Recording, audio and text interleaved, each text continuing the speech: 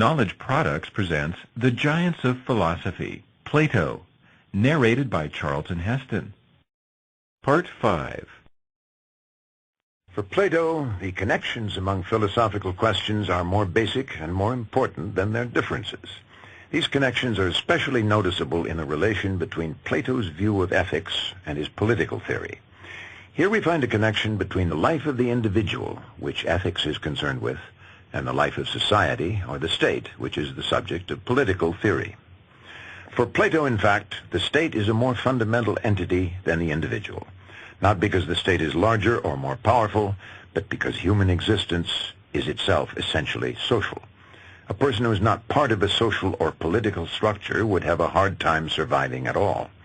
Even if the lone individual did survive physically, he'd not yet be human. Plato believes that to be human, one must be part of a society. From this relation, people draw their ways of thinking and their values, beginning with the very language they depend on. In this sense, Plato holds that the individual is subservient to society or the state, not the other way around. This conception of the relation between the individual and the state is the basis for the best known of all Plato's dialogues, the Republic. The Republic is organized around the question, what is justice? Typically, Plato edges up to this question obliquely from the question of whether it is more rewarding and pleasurable to be just than to be unjust. Like many Athenians at the time, and like many people at all times, several of the characters in the beginning of Plato's Republic believe that acting justly does not pay. In any event, they believe acting justly is not the way of the world. So, for example, Thrasymachus challenges Socrates. You think that shepherds are considering the good of their sheep and cattle, and by the same token you seem to suppose that the rulers in our cities think of something more than the sources of their own profit. But the truth is just the other way round. You should look at the matter in this way, my simple-minded Socrates, that the just man always comes out at a disadvantage in his relation with the unjust. Plato takes this challenge seriously, but in order to prove that acting justly is not only right, but also more practical, Plato pushes the issue back a step to the question of what justice is. That's the question he wants to consider anyway. We have to answer this question, he asserts, before we can determine the consequences of either justice or injustice. And one way to find the answer is to inquire about justice not in the life of the individual, but, as he says, writ large, at the level of the state. Since there is a justice of one man, and also a justice of an entire city, then perhaps there would be more justice in the larger object, and it would be easier to apprehend there. Accordingly, let us look for this quality in states, and only then examine it also in the individual, looking for the likeness of the greater in the form of the less. By this indirect route, Plato formulates the issues to be addressed in the dialogue. What is the nature of the just or ideal state? What role do individual citizens have in that state? Who should govern? What are their qualifications? How will this ideal state come into existence? These are obviously very broad questions. Plato's response to them touches on a variety of topics. So Plato's account of the state includes a theory of education, how children are to be raised in the ideal society, and an analysis of literature and art, which should be part of that education. Plato includes as well a theory of human nature and psychology, why people act as they do. And finally, he presents his theory of knowledge and a view of his metaphysics. If we're to know what the ideal state is, we have to understand also what knowledge itself is. For Plato, then, all these topics are not merely relevant, they are necessary. This assertion is one of the most striking claims of the Republic. Plato, like many later writers, assumes that governments were first formed in response to certain physical needs. In order to provide food and shelter, societies arrive at a division of labor. Then they create a system of laws and the means for enforcing those laws in order to support the organization of the state. But a society or state that goes no further than this, Plato suggests, would not satisfy all the needs of its citizens. They wouldn't realize any potential beyond their physical, biological requirements. It is not merely the origin of a city that we need to consider, but a city that will no longer be confined to necessities. We must then proceed to fill out its bulk with a multitude of things that exceed the requirements of necessity.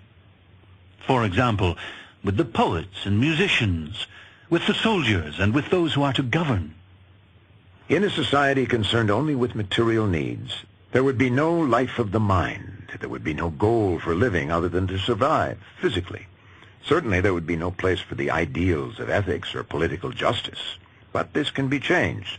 The state, Plato believes, ought to secure not only the physical life of its citizens, but also their social and human needs, the needs of the spirit or mind.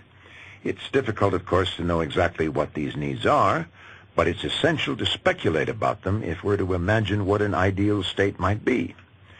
Since Plato wrote the Republic, many other writers have also produced versions of an ideal or utopian society. The term utopia itself comes from Thomas More's 17th century description of his ideal society. More used the Greek term utopia, which means nowhere, to describe an ideal state that does not yet or may never exist. The state that Plato describes in the Republic remains the best known, if not the most admired, of the many utopias that philosophers have conjured up. It's been attacked almost as often as it's been praised. So, for example, one recent critic, Terence Irwin, concludes, Plato's attitude to democracy began the tradition of philosophical hostility or indifference. He wants to replace the dominance of force, manipulation, propaganda, and ignorance with the results of rational and objective inquiry. But to agree with him about this is not to admire his ideal state.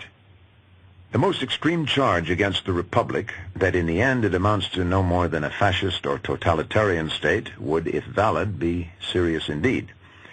It's important, then, to follow the development of the dialogue as Plato presents it. Only then can we understand why a thinker of Plato's stature would conceive of his Republic as an ideal form of government. Plato's conception of the ideal state is based on a distinction that's not political at all. He emphasizes in the Republic, as elsewhere, that knowledge is fundamentally different from opinions or beliefs that often pass as knowledge. Beliefs are not in the habit of staying put for long, but run away from a person's soul. So they are not worth much until one ties them down by reasoning. And this is why knowledge is more valuable even than true belief. Plato draws this distinction from everyday experience, from common sense. We usually just take for granted that if we need a certain kind of work done, we'll turn to someone who we believe has the training and knowledge to do the job. We insist on trained professionals in medicine and science. This would also be true in sailing a ship, training horses, two of Plato's favorite examples. Some people are more expert in doing these things than others. They have the know-how to do them better than others who lack knowledge or experience. It seems obvious to Plato that this same rule should hold true for governing a state. In other words, the rulers of a state ought to have the necessary training and knowledge to do their job. Not everybody has this knowledge. More importantly, Plato concludes, not everybody has the capacity or talent even to acquire this knowledge. Differences in natural ability, according to Plato, must be taken into account in organizing a state, if indeed the state is to function well and justly. Accordingly, Plato divides the inhabitants of his ideal republic into three groups or classes. These classes correspond approximately to people's different abilities. He believes the classes are also necessary for the state to provide for the different kinds of work it requires. First, there will be a class of artisans or producers, the workers. A second class is made up of auxiliaries or administrators, who will also serve as soldiers. The third class is made up of the governors or guardians, who have the knowledge and training required to make just laws and political decisions. Assigning people to these groups will be based not on birth or social status, but on ability. Initially, all children in the state begin their education together. At a certain point in their education, the children are judged in terms of their potential. Then they're assigned to a particular class, the one in which they will remain for the rest of their lives. Plato is vague about how this all-important decision will be made, but he assumes that there will be an accurate and fair way to do it. Since the Republic itself is an ideal, he imagines also that there will be an ideal solution to its practical problems. Plato's main interest, of course, is with the class of the guardians or rulers. It is they, after all, who will decide on the laws and policies of the state. To be certain that the guardians are qualified for this role, they must undergo a rigorous education. This begins in infancy and goes on continuously until only after many years the guardians take up their responsibilities as rulers. Only by seeing how we are to bring up and to educate these people will we advance toward discerning what is the object of our entire inquiry, the origin of justice and injustice in a state. Plato describes this process of education in some detail. Instruction begins first by training the senses and the body. Music and gymnastics convey the first lessons. But this music, and the arts more generally, must be only a particular kind. Plato believed that all art is representational, that it stands for or expresses certain attitudes or values. Since children imitate what they see or hear, it's important that their music and their stories should represent positive values, like courage, temperance, and piety. Children exposed to these values will imitate them in their own lives. This means, then, that children should not be allowed to see or hear many other things, since if they did, they would imitate those also. Especially literature, Plato believes, has to be severely censored because writers so often depict weak characters and harmful emotions. Both poets and writers of prose speak wrongly about men in matters of greatest moment, saying that there are many examples of men who are unjust but happy, and that just men are wretched, and that there is profit in injustice if it be concealed. I presume that we shall forbid them to say this sort of thing, and command them to sing and fable the opposite. Plato is suspicious of poetry and fiction in general, not only in the education of the young. His censorship of the arts in the Republic thus extends to all ages. He sees the arts which express and evoke emotion as a threat to reason. Many later philosophers in the rationalist tradition, like Spinoza and Descartes, would follow Plato in this belief. So the guardians begin their education with gymnastics and the heavily censored arts. The progression after this is long, moving steadily in the direction of increasing abstractness and difficulty, to mathematics, geometry, and astronomy. At the age of 30, the guardians-to-be begin a 5-year-long study of dialectic or philosophy. Next, the potential guardians serve a 15-year apprenticeship during which they hold various administrative offices. And finally, at the age of 50, they achieve the status of guardians. These people are then supposed to know what justice is for the state because they've achieved justice within themselves.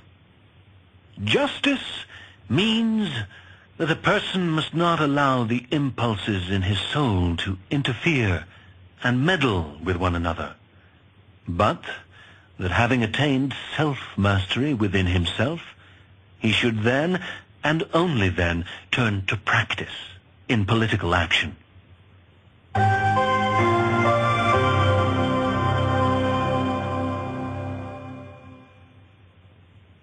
Plato holds that not only the guardians, but also all the other people in the state, in order to achieve justice, must be assigned to the classes for which they are suited.